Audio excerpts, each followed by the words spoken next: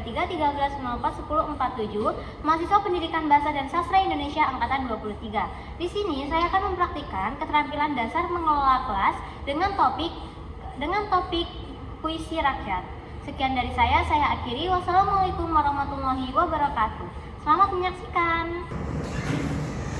Assalamualaikum anak-anak.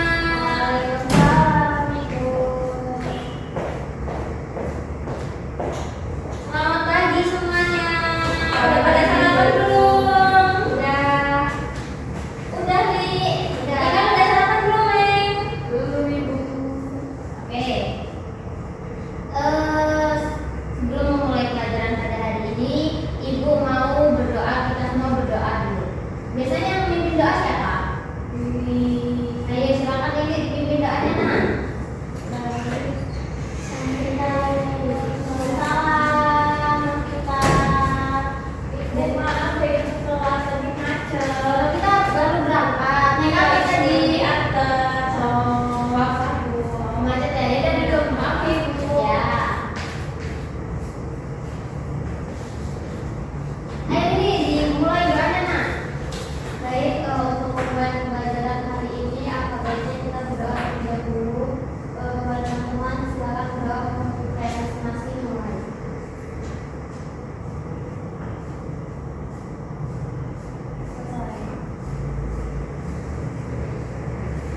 Bismillahirrahmanirrahim. Assalamualaikum warahmatullahi wabarakatuh. Waalaikumsalam warahmatullahi wabarakatuh. Selamat pagi anak-anak semua. Pagi, Ibu. Jadi hari ini kita akan belajar mengenal unsur puisi rakyat. Jadi sebelum kita masuk ke pembelajaran, Ibu mau kalian semua berdiri dulu.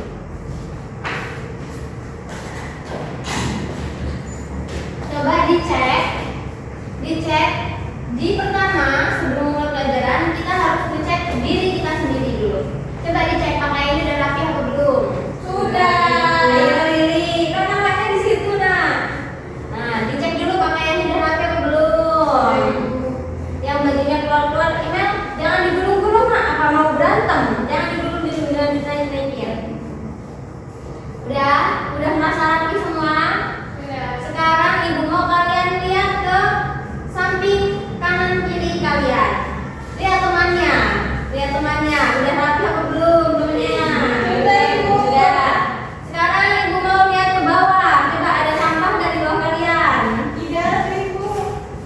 Nggak ada. Bersih. Oke, masih pagi ya, makanya masih. Iya, Ibu. Habis dibersihin sama tugas. Tidak, kalau sudah bersih, Ibu mau sekarang kita tepuk semangat dulu biar lebih semangat dalam menjalani pelajaran pada hari ini. 1, 2, 3, tepuk semangat. Semangat. Semuanya.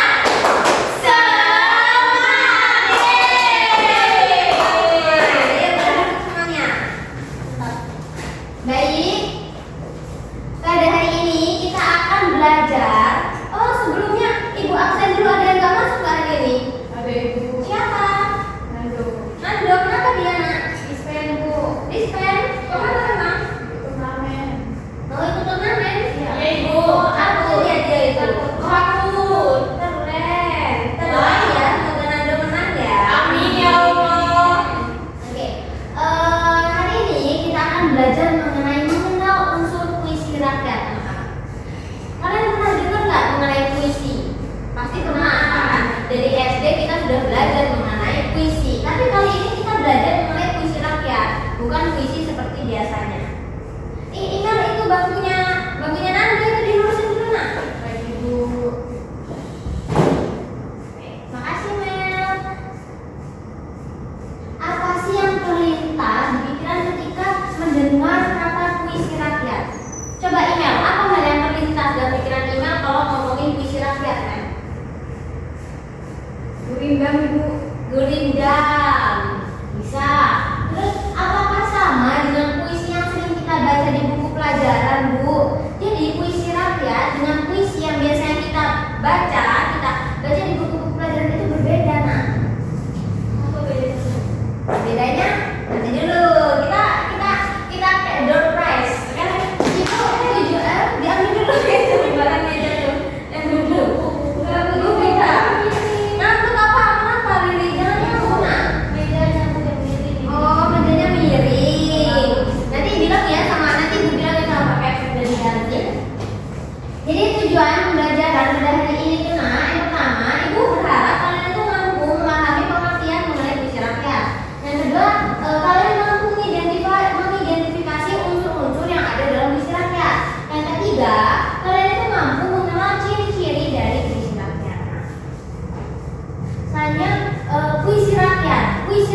adalah karya sastra lisan yang diwariskan secara turun-menurun. Nah, puisi ini hidup di tengah masyarakat dan mencerminkan nilai, adat, serta kebijaksanaan lokal. Jadi, puisi rakyat itu berbeda dengan puisi-puisi yang biasanya kita baca di buku pelajaran kita. Karena puisi rakyat itu sumbernya itu dari zaman dahulu. Dia itu secara turun-temurun. Kalau puisi sekarang, dia itu diciptakan secara modern gitu. Nah, kalau puisi rakyat itu dia juga terikat bentuknya. Nggak bebas kayak sekarang. Kalau sekarang kalian baca puisi pasti tidak selalu rimanya itu berakhir sama gitu kan. Kadang-kadang ada yang awalnya gini, awalnya A, nanti rima yang selanjutnya B, rima yang selanjutnya C, seperti itu kan. Nah, kalau puisi rakyat itu nggak boleh kayak gitu, harus terikat ya, seperti itu. Jelas sampai sini? Ada yang ingin ditanyakan? Oke, lanjut ya. Selanjutnya adalah ciri-ciri umum dari puisi rakyat. Nah, puisi rakyat ini biasanya bentuknya itu singkat, berirama, dan mudah diingat. Ciri lainnya adalah menggunakan bahasa sederhana sehingga dapat dipahami oleh semua kalangan. Kenapa sih Bu kok puisi rakyat ini harus berirama dan mudah diingat Bu? Karena puisi rakyat itu jarang dituliskan. Dahulu puisi rakyat itu diturunkan secara turun-temurun gitu, dari mulut ke mulut. Dari misalnya ada pementasan, misalnya kalau enggak ibu dulu itu zaman dahulu itu ibu misalnya seorang penyair gurindam gitu. Ibu itu hanya menyairkan aja gitu. Jadi kalian sebagai penonton itu cuma mendengar terus mewariskannya secara turun-temurun seperti itu. Bisa dipahami? Jelas? Oke, kita mulai nih. Nah, itu di puisi rakyat ini kan menggunakan bahasa sederhana sehingga dapat dipahami semua kalangan. Nah, bahasanya itu bahasa yang biasa dipakai atau bahasa sesuai masyarakat. Maksudnya kayak misalnya masyarakat Jawa, nah itu pakai bahasa Jawa gitu. Nah, bahasanya itu dia itu menggunakan bahasa sesuai dengan suku yang di suku atau dari wilayah mana itu. Karena dia itu bentuk-bentuk puisi rakyat itu berbeda-beda sesuai daerahnya.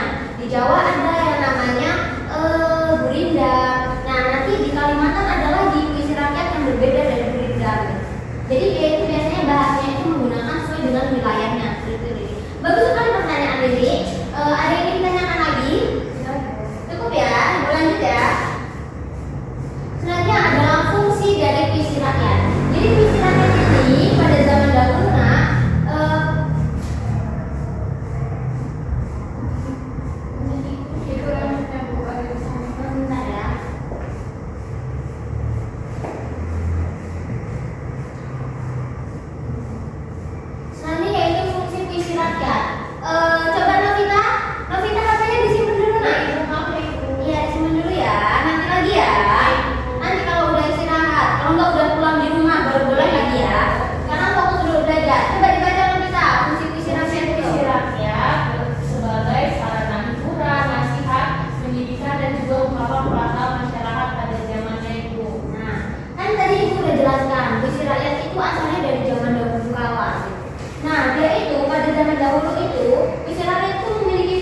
sebagai sarana hiburan, nasihat, pendidikan, dan juga ungkapan perasaan. Karena orang coba tanya sama bapak ibu kalian, Bu, dulu bapak pas ungkapin perasaan ke ibu itu pakai puisi apa enggak Bu? Coba tanya ya, itu coba tanyain ya.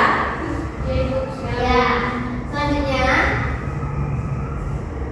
bentuk puisi rakyat. Jadi bentuk puisi rakyat itu ada 3 Yang pertama ada syair, gurindam, dan pantun. Nah, pas kali ini ada 3, ibu mau kalian masing-masing baca satu orang satu puisi rakyat. Coba dari Riri baca pantunnya nih.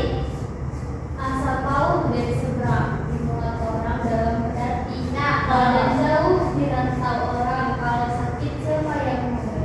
Ya, bagus. Coba email baca gurindamnya. Jika hendak mengenal orang yang baik perangai, lihat pada ketika bercampur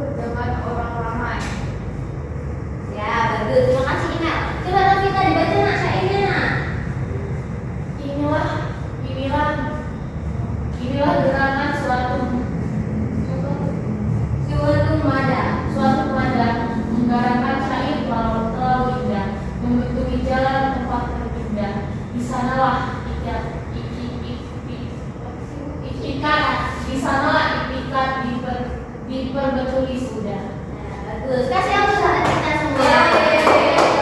Ya, ini contoh puisi rakyat kan ada 3 nah.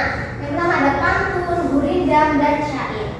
Kalau kita pilih, kalau kita perhatikan, pasti kita melihat, oh iya ya, beda ya. Bedanya itu di mana? Dari rimanya kita lihat. Kalau pantun, bait pertama dan kedua disebut dengan Sampai ya, bagus Imel. Benar, kalau pantun bait pertama dan kedua itu disebut dengan sampiran. Lalu bait ketiga dan keempat disebut dengan isi. Nah, rimanya juga jelas AB AB ya kan? Nah, kalau gurindam dia itu hanya 2 bait saja, nah, tidak lebih. Gurindam itu hanya 2 bait, lalu bait-baitnya itu berisikan sebab akibat. Kalau pantun tadi isinya sampiran dan isi, kalau gurindam isinya itu sebab akibat. Yang ketiga ada syair. Kalau syair ini rimanya itu seluruh syair itu rimanya harus sama. Nah, kalau A ya A semua bawah ini sampai bawah rima belakangnya. Kalau misalnya I ya I semua seperti itu. Syair itu yang dinyanyiin. Syair itu sebenarnya syair gurindam ini sebenarnya bisa dinyanyiin. Ada nadanya, ada iramanya seperti itu. Cukup sampai sini ya, ada yang ditanyakan? Cukup Ibu. Mau dicatat dulu? Ya, dicatat dulu ya, ya.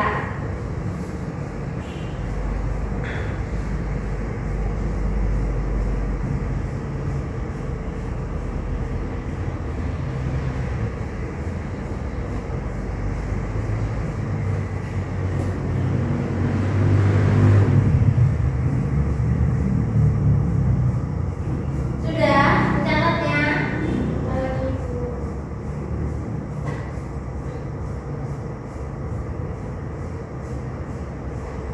Sudah Ibu. Sudah Ibu.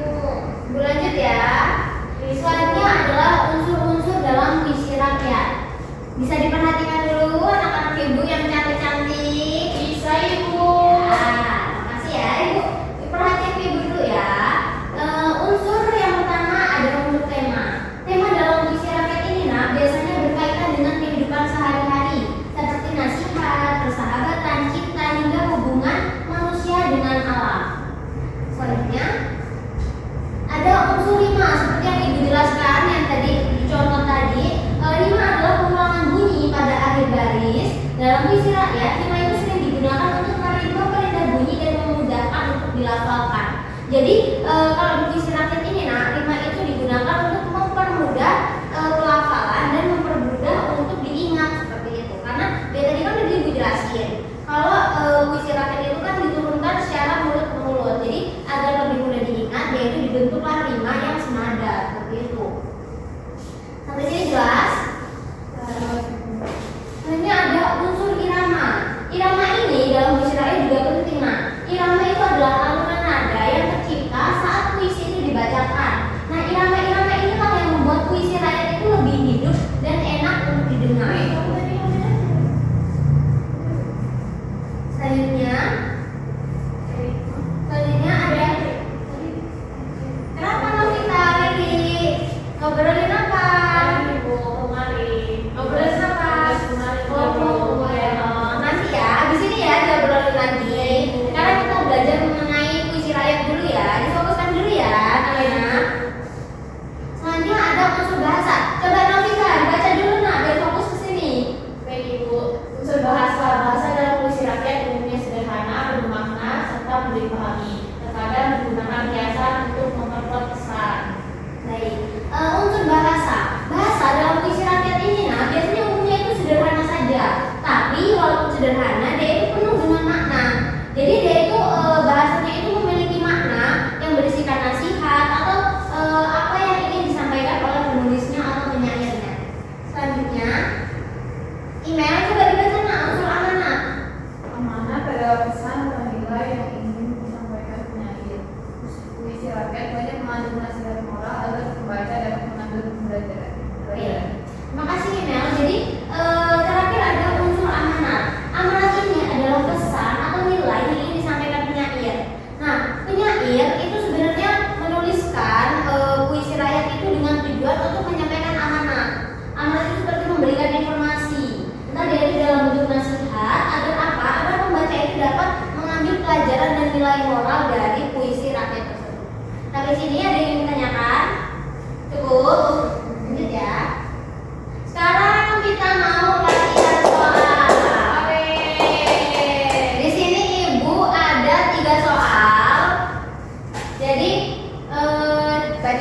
belum? Nih, pertanyaan pertama. Unsur puisi rakyat yang menyampaikan pesan atau nasihat disebut Amanah. Terus, amanah. Amanah. Benar apa enggak ya? Kira-kira? Yakin? Yakin. Kita coba cek ya. Benar. Selanjutnya, pertanyaan kedua. Gurindam biasanya terdiri dari A. 2 baris, B. 3 baris, C. 4 baris, dan D. 5 baris. Yang mana yang benar? Yakin? Dua apa empat? Dua. Kita cek ya. Ya. 2 baris. Selanjutnya, yang terakhir nih, pertanyaan terakhir. Rima dalam puisi rakyat berfungsi untuk A. menambah panjang baris, B. memperindah bunyi, C. menghilangkan makna, dan D. membuat baris acak. Yang mana kira-kira yang benar? Yakin? Yakin. Lihat ya. Benar semuanya. Jadi ibu anggap kalian semua sudah paham ya. Anak-anak ibu ini udah pinter-pinter lah ya mengenai puisi rakyat. Sekarang udah masuk ke refleksi nih, udah mau penutup. Ibu mau salah satu dari kalian merefleksikan hasil pembelajaran kita pada pagi hari ini. Coba siapa yang berani yang merefleksikan? Ayo Imel. Yang semangat Imel. Saya Bu gitu. Saya, Ibu. Bagus. Ayo silakan Mel, direfleksikan Mel. Jadi hari ini saya jadi tahu kalau puisi rakyat itu ada 3 ibu, ada gurindam, ada juga ada mantul, ada juga syair. Mantul itu berbeda dengan puisi karena berbeda dengan gurindam dari segi bentuk dan juga temannya ibu. Oke. Nah, makasih Mel. Bagus sekali kan kamu makasih Mel. Men, udah pintar-pintar semua ya, ibu anggap ya. Udah pada tahu lah. Saya kesimpulan. Novita, tapi jadi taruh dulu nah. Ayo dibaca dulu kesimpulannya. Udah mau Kesimpulan dari pembelajaran hari ini adalah puisi rakyat merupakan warisan lisan penuh makna dengan unsur tema, rima, irama, bahasa dan amanat yang mencerminkan kearifan di masa lalu. Oke, terima kasih Novita. Assalamualaikum. Dan terima kasih sudah selesai. Jadi pembelajaran pada pagi hari ini ibu anggap sudah selesai. Minggu depan kita akan belajar mengenai pantun. Jadi ibu ada tugas menarik buat kalian. Kalian masing-masing menyiapkan 1 buah pantun. Oke? 1 buah pantun ya. Besok. Jadi minggu depan ibu mau kalian itu sudah memiliki 1 buah pantun buat masing-masing kalian. Nah, tugasnya apa? Nanti itu kejutan ya. Sekarang makanya kalian cari aja pantun milik kalian masing-masing. Pantunnya itu temanya mengenai humor ibu mau. Ya, oke? Tentang humor. Ibu, pantunnya boleh lihat referensi dari Google apa harus ini Bu, buat sendiri? Buat sendiri lah ya, belajar buat sendiri ya. Siap itu. Satu aja kok. Berarti humor temanya berarti humor Temanya ya? humor. Temanya yang lucu-lucu gitu ya. Siap semuanya? Siap Ibu. Udah cukup ya? Cukup. Ibu tutup. Terima kasih atas atensinya pada pagi hari ini. Semoga pembelajaran kita pada pagi hari ini dapat diberkahi oleh Allah Subhanahu wa taala. Amin. Nah, Ibu akhiri pembelajaran pada hari ini. Wassalamualaikum warahmatullahi wabarakatuh. Waalaikumsalam warahmatullahi wabarakatuh. Terima kasih Ibu. Siap-siap nunggu MBG ya nak ya. Ibu. Selamat pagi. Pulang ya Ibu.